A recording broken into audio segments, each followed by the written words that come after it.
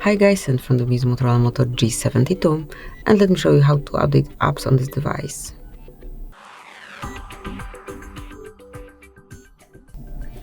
First of all, you have to open Play Store. So I can't find it here. Let me just unroll the list of all apps and then open Play Store.